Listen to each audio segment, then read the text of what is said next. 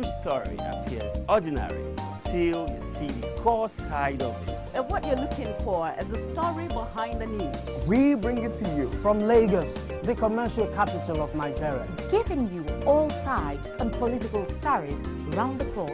Every detail from the start line to the final whistle. CoreTV News, expanding your view.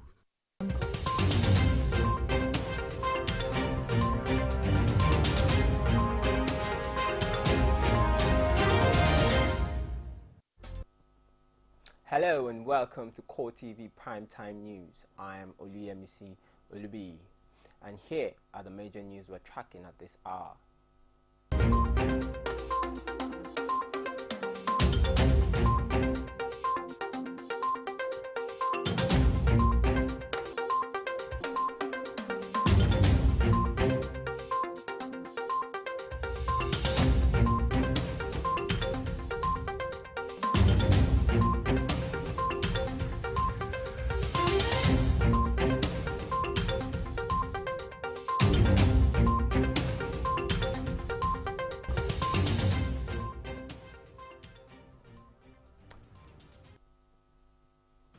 And now we bring you the news in full. Amid various issues relating to the 2016 budget, Vice President Yemi Osinbajo has justified the reasons behind the budgetary allocations, thereby stating the imperatives of its immediate passage. While speaking at a forum on the Nigerian economy in Lagos with a focus on the educational sector, the Vice President outlines the short and long-term plan the Buhari administration intends to accomplish before the tenure ends. The plan includes diversification of the economy, capital investment, educational reforms, completion of infrastructures, and the multifaceted fight against corruption. Correspondent Sarah Ayeku was at the event and files in her report. The Nigerian economy on many occasions has been an issue on the front burner in Nigeria and around the world. On one such gathering, in attendance were top government officials like Vice President Yemi Osinbajo to discuss the way forward for the country. Osinbajo explained how the employment scheme will cater for 500,000 unemployed graduates. It's a bit like the youth corps. It is not meant to be a permanent job. It's only a job that is to provide people with a means of income and also training as they look for other opportunities, and as other opportunities come about in the economy. It further states that poverty alleviation is key as the national budget intends to support 1 million Nigerians. Invariably, what we're trying to do is to reach the poorest and most vulnerable. Of course, the disabled, poor, and all of that will be included in that demography.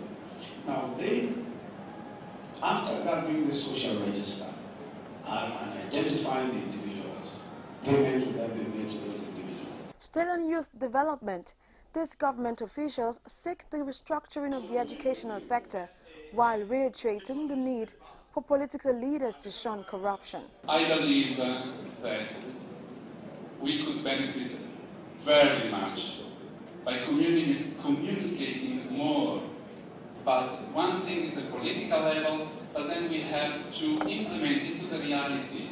There's need for government to have a policy on how to have town hall meetings with youth of various communities. Because if you go to some areas from morning till night, you see you sitting down chewing sugarcane. Nigerians await what this present administration has to offer and its implementation procedures that will ensure the economy rises soon. Sarah Ayeku, CoreTV News, Lagos. And still on national matters, Nigerians have been enjoined to support President Buhari's administration in the face of challenges bordering on insecurity, electricity, unemployment, and to hope for a turnaround soon. Sarah Ayeku gives us more.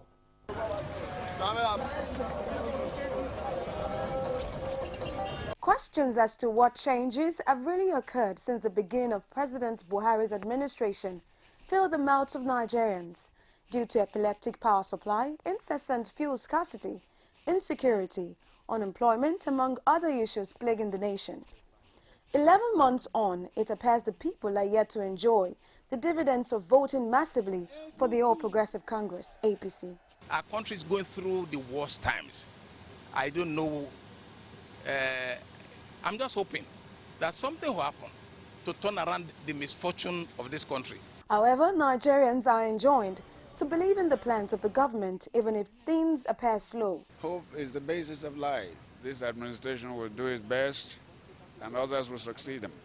We just have to use what we have to get what we need. There are steps the president needs to take also to make a success of his administration. He cannot succeed in doing what he wanted to do for the people if he does not have a successful party politics. I think he's now understanding that. And because he needs to relate with the people, not from the Olympian height. Observers believe Nigerians are willing followers, but it is hoped that more positive change will begin to happen so as to strengthen the faith of citizens in their leaders. Sarah Ayeku, CoreTV News, Lagos. And on the just concluded elections in Abuja, non-indigents of the Federal Capital Territory are being called upon to participate more actively in the territory's electoral process. A chairman in the council election gave this advice in Jikoi when quizzed about the absence of residents of the FCT who are from other parts of the country. He says the FCT belongs to all Nigerians and it is their civic right to vote. Voting in the FCT council polls have been progressing peacefully. Before that, however, voters had been going to their respective polling units to accredit and cast their votes, as attested to by local observers who are joining the Independent National Electoral Commission to monitor the elections. Based on our experience and what we observed early this morning, is very peaceful, and also we observed that all the poll officials moved down from registration area centers to the various polling units as early as 7 a.m. So far, the few places we've been to, because we came out as early as 8, and we've been to Nyanya, and here we are at Karu now. The card reader so far at this point is working. The territory is predominantly occupied by the Bagis, who are the indigenous owners. Apparently, they are turning out more to vote for obvious reasons. This election also affects them because they reside here with us. We all live together, and whoever becomes the chairman is not going to be the chairman for the indigenes alone, but for the entire resident of Abuja Municipal Area Council. The territory has suburbs that are yet not enjoying developmental dividends of democracy. Yet every year, inhabitants of the area turn up to exercise their franchise. Mostly the rural people, these are some of the challenges that they do face, especially education, agriculture, health system, which is very, very important. It may be a while before election results are released, but definitely this time residents of the FCT may have their slice of the national cake. Jamila Fegbo, CoreTV News, Abuja.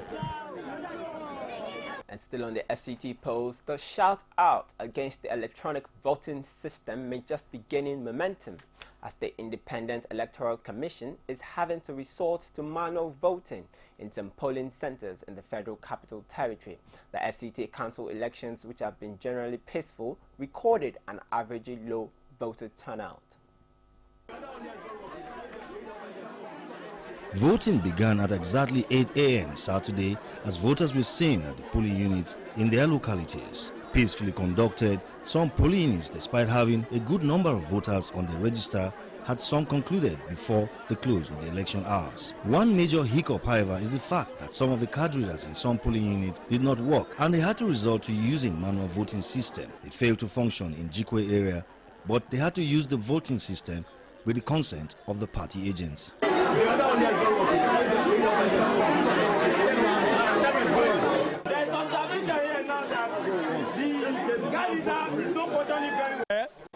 Now, the party agent now agree with us that once the candidate verify your information, we should go by manual voting to save the time. This thing is not effective at all. That is we have to use manual, because without manual, if we go by this, we are not going to live here today. The story is not different in Karu, where a member of the Senate says the National Assembly will use the election as a base for calling for further reforms in the Electoral Act. We're looking at it and we're studying the situation. There are various elections that have come like that. We're going to look at all the other various elections, and we're going to also look at the issue of card reader with a view to seeing what we need to do and what needs to be done on the card readers. Skirmishes have been avoided, but not without another warning from the security operatives, who are again complaining about the non-compliance of the commercial motorcycle operators, who they say are violating the no-movement rule. The way they are conducting themselves is unacceptable. As far as we're concerned, law, rules, directives from appropriate authority must be obeyed and complied with strictly.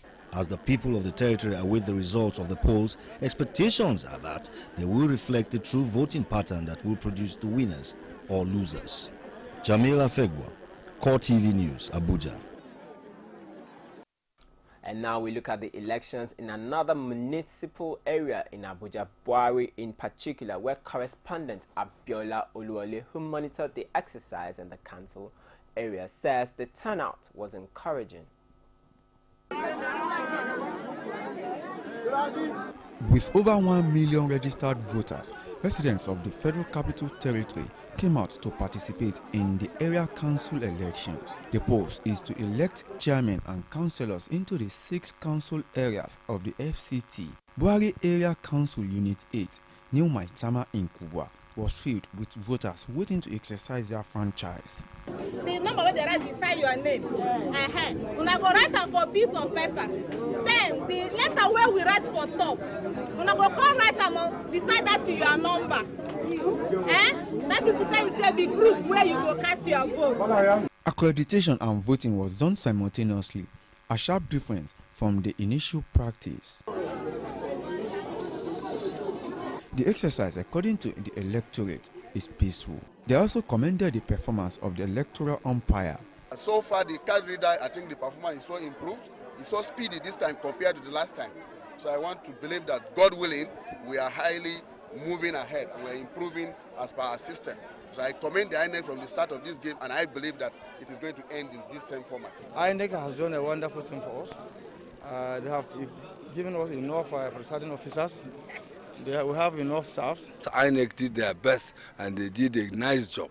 In view of the upsurge in electoral violence in parts of the country, the Adaga of Jiwa, Musa Idris, urged politicians to respect the choice of the electorate. We have to change our attitude.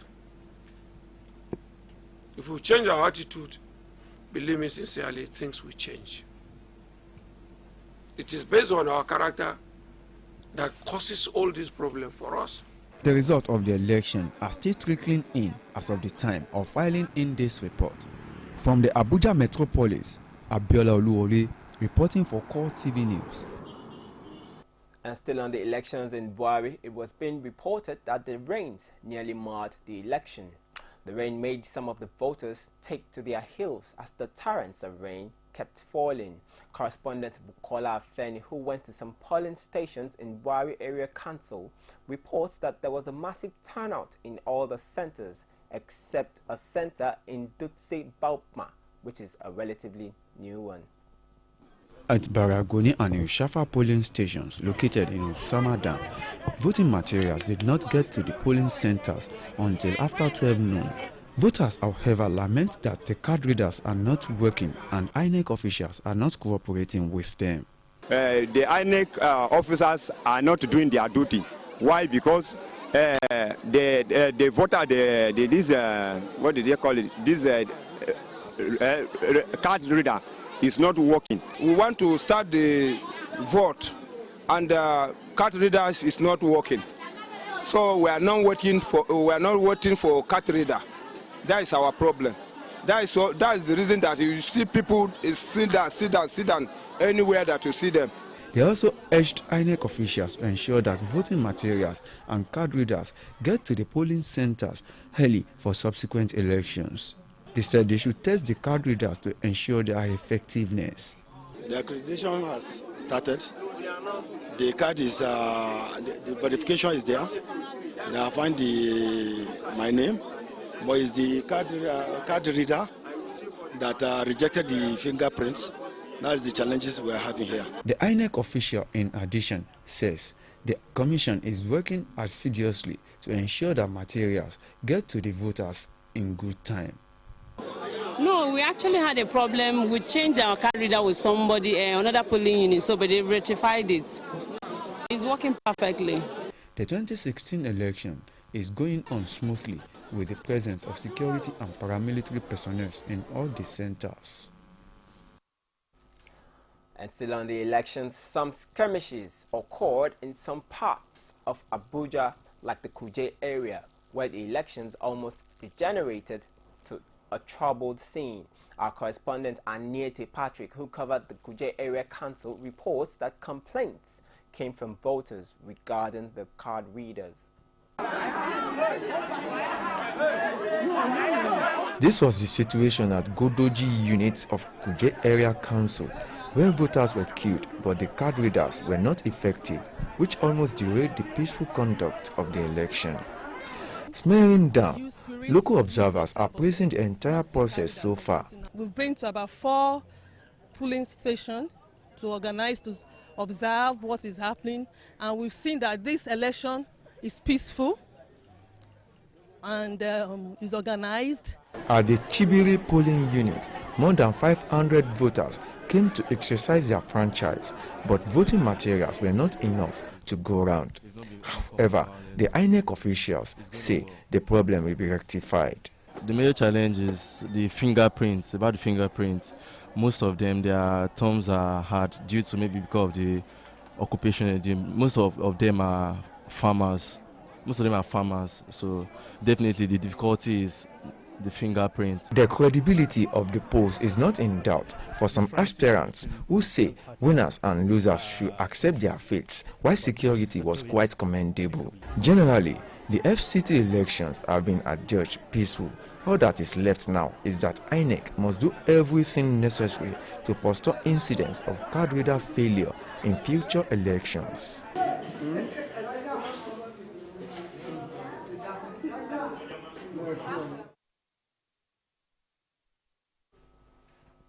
Stakeholders are pleading with the staff of Just University Teaching Hospital to call off the strike. We'll bring you details of that report shortly after this break. VAT, Value Added Tax, is a tax paid on all goods and services and remitted by the seller of the goods or provider of the service to government. 5% VAT is added to the total cost of goods and services in Nigeria, and when remitted to government, is used for funding development. The VAT you pay will be used by government to develop our transport infrastructure, like roads and railway lines, to continually improve our educational sector by building more schools and upgrading existing ones, to provide adequate security and a better quality of life for us all. Pay your VAT. Make your contributions to the development of Nigeria. It pays to pay your tax. This message is from the Federal Inland Revenue Service.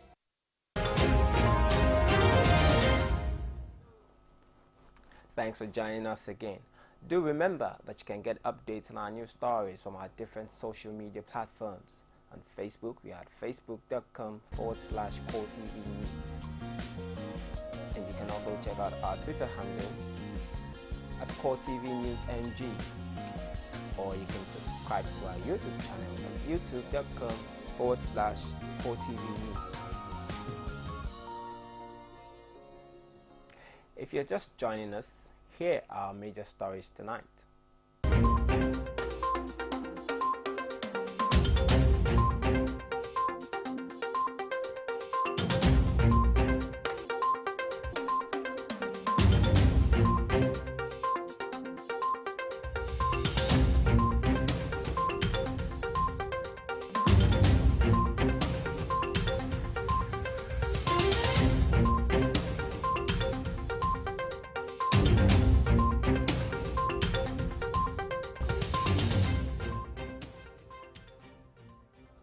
Now we'll continue the bulletin by telling you that the Economic and Financial Crimes Commission has smashed a 9-man syndicate behind a 1 billion naira salary fraud involving 599 ghost workers.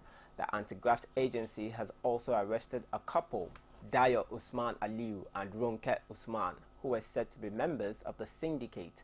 The couple, who are staff of the Accountants General of the Federation, were said to have exploited the gaps in the Integrated Personnel Payroll Information System. Another suspected member of the syndicate, Bede Anyanwu, an accountant with the Federal Ministry of Environment, was quizzed and released on administrative bail. The investigation came about as a result of a formal complaint from the Minister of Finance, Kemi Adeosun, on the huge number of perceived ghost workers. And I'll take you to Ondo State, where suspected Fulani headsmen have abducted and killed a security guard belonging to the former Secretary of the Federal Government, Olufalaye. The name of the victim is yet to be made public, but sources say he was a member of the Odua People's Congress, hired by Falaye in the aftermath of his own abduction by the hoodlums. The Fulani headsmen had attempted to force their way into the farm last week, but were repelled by the OPC guards. The body of the slain victim was found in a shallow river. 5 female suicide bombers were intercepted by members of the youth vigilante group popularly called the Civilian JTF in Borno State. However, a similar statement from the military claims soldiers were the ones that intercepted and neutralized the suicide bombers with injuries to 3 of their men, while unexploded improvised explosive devices were safely detonated. Meanwhile, spokesman of the youth vigilante group, Barrister Jubrin Gunda, said the 5 suicide bombers were intercepted at about 5:20 a.m. trying to gain entry into the town. Gunda also revealed that the girls did not come in at once, but at different times, and refused to adhere to the stop and search protocol, hence being shot by the force. And I will take you to Plateau State, where stakeholders are pleading with the Jos University Teaching Hospital staff to call off their ongoing strike in the interest of the general public. Some of those who bear their mind on the situation lament the suffering that residents have to go through due to the strike action embarked upon by the health workers. Plateau State correspondent has more. According to the Speaker, Plateau State House of Assembly, Peter Azi, the health workers' strike action is claiming lives daily because JUTH is the most advanced medical facility in the state, with about 4 million people. Jos University Teaching Hospital, like any other state, is site in that very state. And ours is Jos University Teaching Hospital. And we should expect our people to be there. Definitely, we saw what is happening there. The Commissioner for Health in the state, Dr. Kuden Kamshak, said several efforts are being taken to see that the management of JUTH and the health union come to a compromise, adding that the strike action, which has entered its 3rd week, is doing no one good. I myself, along with His Excellency, we had sat with the Chief Medical Director of the hospital, and we've been able to discuss and to find out what are the root causes of this present strike, because we know that healthcare delivery system is a teamwork. The current management of JUTH has been at loggerhead with the health union of the hospital for several reasons that border on workers' welfare and unpaid allowances. And now to IT matters now. With the fast rising use of internet and social media, print readership is steadily reducing because some people surf for news online, thereby not needing to buy newspapers. However, experts of the print media believe that the newspaper, as a form of information dissemination, still plays an important role in the society. Victoria Solomon tells us more. The newspaper is one of the oldest tools of communication of the society. It has been the most prevalent and generally accepted medium of conveying information to local, regional, national, and international audiences. Newspapers have also and still play important roles in any democratic environment. The emergence of the electronic media, however, seems to be a threat for newspaper producers, breeding the need for the deployment of new strategies in their bid to pass information. I think it's an evolving situation, but there will always be a requirement and a need for informing the people. And newspapers, whether electronic or whether in physical form, will always be there to play a role. A journalist with vast experience with youths reiterates the role of the government in helping youths play their part in the society. Nigerian youth has a wonderful future, I must say, but it's not going to come automatically. It has to be worked upon. Government can do a lot of things. I'm sure governments have ministries and parastatals that are concerned about youths, and they do have their own programs. Youths have also been advised to be responsible and be objects of change in the society. Be diligent, be truthful, and be honest. Even though the Minister of Youth was supposed to say Nigerian youth are the most corrupt people, but I believe Nigerian youth are not corrupt. We are the most well-experienced, goal-oriented persons in this country. It is hoped that the role of the newspaper in the society will be appreciated even more with the war of the electronic age in the society. Songs are supposed to pass a message and meant to be everlasting, so generations yet unborn can learn from them. The music industry, however, continues to suffer profanity in its lyrics. Victoria Solomon speaks with artists in the entertainment industry on the consequences of profanity in Nigerian music and how it can be curtailed. Her report is From live music on stage to recordings in the studio, people the world over appreciate both the beauty and the power of music. However, profanity both in the lyrics and the choreographies of these songs sound louder than the positive message the songs are meant to pass. A concerned Nigerian says it is unfortunate that artists do not do live music any longer, urging parents and the government to encourage children to learn a musical instrument or the other. I'm worried. I'm not looking at the future. I can't imagine what will happen. Artists don't play instruments no more. The government should equip schools with musical equipment. Parents should encourage their kids to play one or two instruments. That should be the future of Nigeria. On the other hand, a mother believes profanity is part of the industry, but parents have a duty to play to help build a healthy society for the children. Family has to do a lot of work to make sure that they build up the right individuals who on their own can decide, okay, this is good and this is bad. Another music artist says efforts are on to curb profanity in Nigeria's music industry and is optimistic of a positive outcome. Now the record labels have been questioned to know what they raise.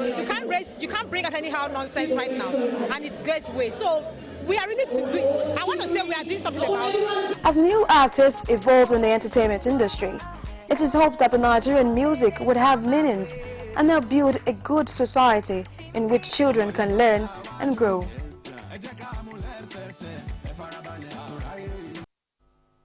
Young people have been challenged to maximize the opportunity presented in the virtual space called Internet in order to curb unemployment and grow the economy.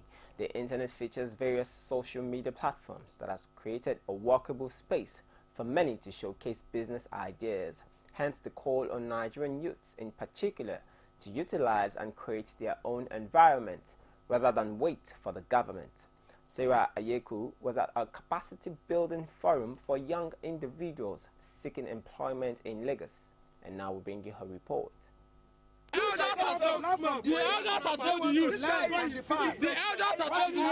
Unemployment is one major problem President Buhari's administration intends to combat. But 11 months after assuming duties, even graduates still grapple to reel this dividend of democracy. The government has a role to play because we have more graduates, or we have more unemployment than the jobs that they have to offer. So you see people going to school, and after suffering and everything, you come out from school, there are no jobs. Majorly, the Nigerian educational sector. I think that the educational sector in Nigeria needs to do more to ensure that when people graduate, they are ready for the workplace. The private sector is not leaving all to the government to find means of gainfully engaging Nigerians. Instill in the consciousness, of young people the importance of information communication technologies in the 21st century. Certification also come in handy in addition to entrepreneurial skills. Skill is more important presently, because even those that have certification, there are no ready-made job available. Over 50 CVs submitted at this one event. This shows that Nigerian youth are eager to get jobs in their various disciplines. Still, the responsibility lies with every young person to get certified and have skills in their various disciplines. Sarah Ayeku, CoreTV News, Lagos. Businessmen and women have been expressing diverse opinion on trading in imported and made in Nigeria goods. While some express low quality as responsible for the patronage of foreign goods, others believe that until Nigerians consume more of indigenous items, the nation's economy will not improve. Akin Obakeye has more. Sight and sound of the popular Okeari markets in Lagos. Recent clamor for Nigerians to use more of goods and services produced locally have been met with various arguments, even as the fall in Naira against the dollar continues to impact on the prices of goods across the markets. Things are hard. There is no fuel. Goods are expensive. We haven't made much sales since morning. Prices change every time we make purchases. That would be better. If they will ban imported goods and promote made in Nigeria items, we will gladly sell it. Manufacturers should produce items of good quality, better than the foreign ones. However, some traders say they cannot compromise quality, hence their continual patronage for imported goods. To make all these things in Nigeria, they will kill it now, they kill everything, no need of making it in Nigeria. The chivita they made in Nigeria here, nobody is buying it. We are buying imported something. Nobody is buying chivita again. Too much sugar. They write no sugar, but when you drink it, you find out that a lot of sugar is there, thereby causing people diabetes and other things. Whichever the divide, policies formulated to promote local content patronage will in the long run determine consumers' love for either imported or made in Nigeria goods. Akin Obakeye, CoreTV News, Lagos. 4 of 6 men arrested over last month's attack in Brussels have been charged with terror offences. We'll bring you details of that report shortly after this break. CoreTV News now live on all Androids. Welcome to CoreTV Primetime News. Download CoreTV News app from your Play Store. Click on the menu to see all our top stories from politics, sports, business, foreign news and live TV to watch us live on your mobile. I want to know why I should be believing them. You can also click on video to see all our YouTube videos. CoreTV News, a 24-hour news station.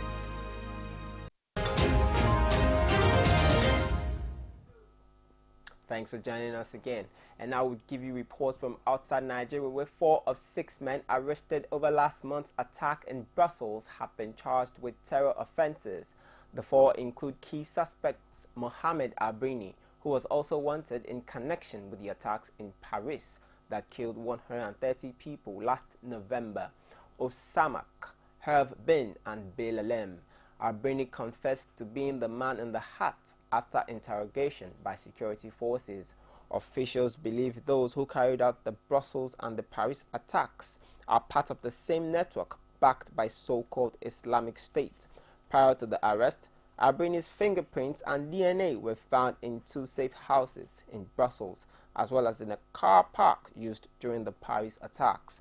Prosecutors also added that Osamak has been identified as the man with the suicide bomber at the Malbik metro station and is the one who brought bags used by the attacker at Zaventem Airport. 4 women and a child have died after their boat capsized off the Greek island of Samos.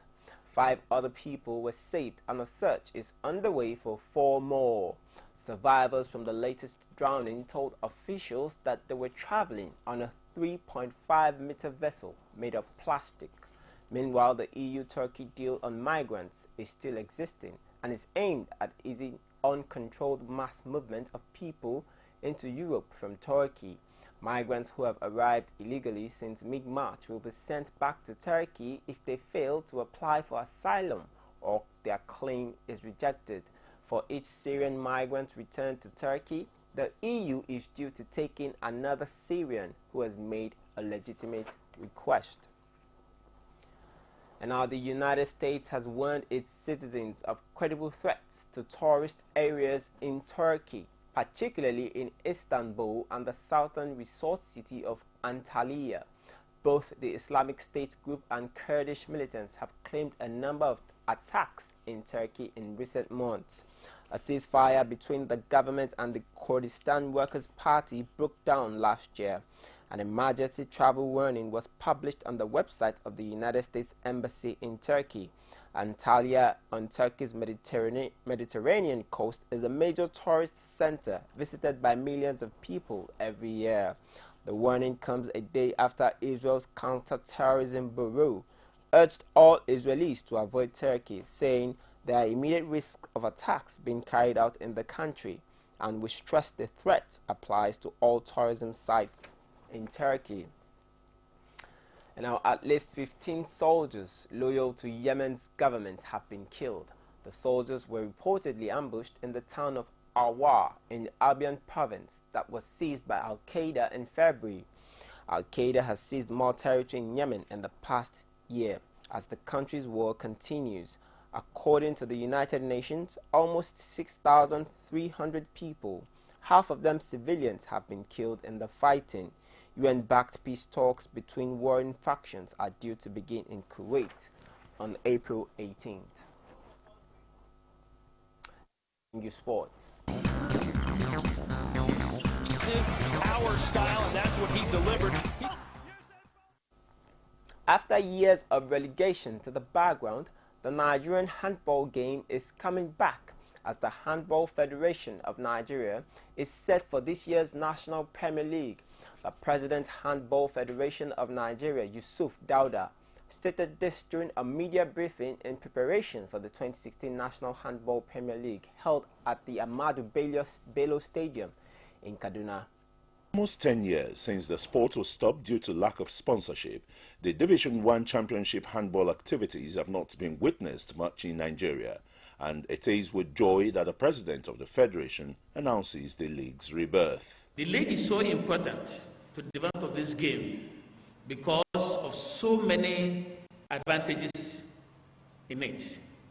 Of course, one of it is the various sports council employ players because they have clubs that are engaged in the league. The federation's president expresses satisfaction with the commitment of Kaduna State Handball Association to reviving the game not only in Kaduna State but in Nigeria as a whole. He says the federation will make the league work this time around. The moment they begin to play the league, the development we are talking about in terms of getting to the highest level in Africa and the world must be produced by these league players.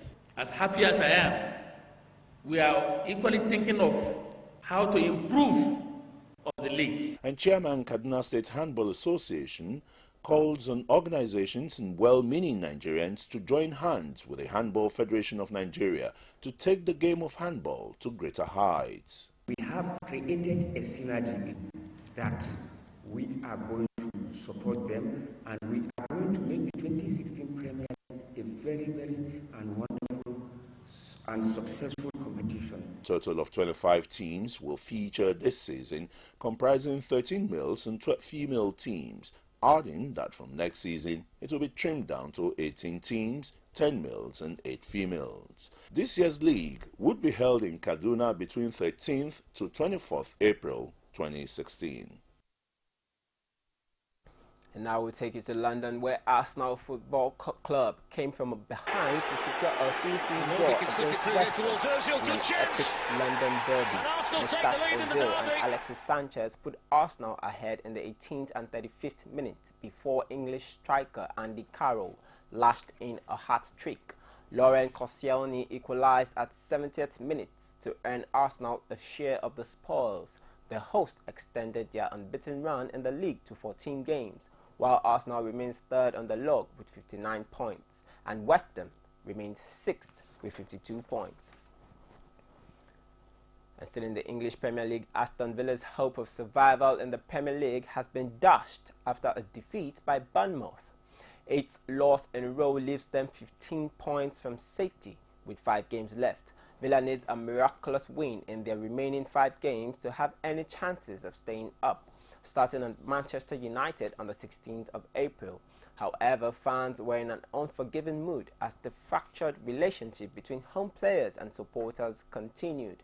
There were thousands of empty seats at kickoff as some supporters chose to miss the first 7 minutes in protest, 7 being the number of times Villa have been champions of England. Towards the end, other home fans were spotted waving white handkerchiefs, a sign of surrender after another poor, careless performance. Bolton Wanderers have been relegated to League One after a heavy defeat at promotion-chasing Derby County. Bolton, without an away victory this season, have not played in the 3rd tier of English football since 1992-1993. In a campaign featuring only 1 win before Christmas, Wanderers had a brief upturn in results in January and February, but are now without victory in 11 matches. Bolton's slide into the 3rd tier comes just as over a decade after they finished 6th in the Premier League and qualified for the UEFA Cup for the first time in their history. They now need 1 point from their remaining 5 games left to avoid equaling the lowest ever points totaled in the championship. And still in England, Swansea City have claimed an impressive first Premier League win against Chelsea. The Swans took advantage of Chelsea's poor run to dominate the first half and lead through Gylfi Sigurdsson's volley. The visitors enjoyed more possession after the break but were stifled by the hosts, who are now 13 points clear of the relegation zone. Chelsea remains 10th after a first league defeat under manager Gus Hiddink. Swansea, by contrast, produced what was arguably the most accomplished performance of head coach Francesco Guidolini's tenure. Chelsea's players host Manchester City on April 16th as they bid to hang on to their top half status, while Swansea will visit relegation-threatened Newcastle on the same day. In other Barclays Premier League results, West Ham 3, Arsenal 3, Aston Villa lost 1-2 at home to Bournemouth. Crystal Palace won 1-0, beating Norwich. Southampton 3, Newcastle 1, Swansea 1, Chelsea 0, and Watford 1, Everton 1. And on that note, we wrap up CoreTV Primetime News. Do join us for more updates later in the day. But before we go, here are the major stories we tracked tonight.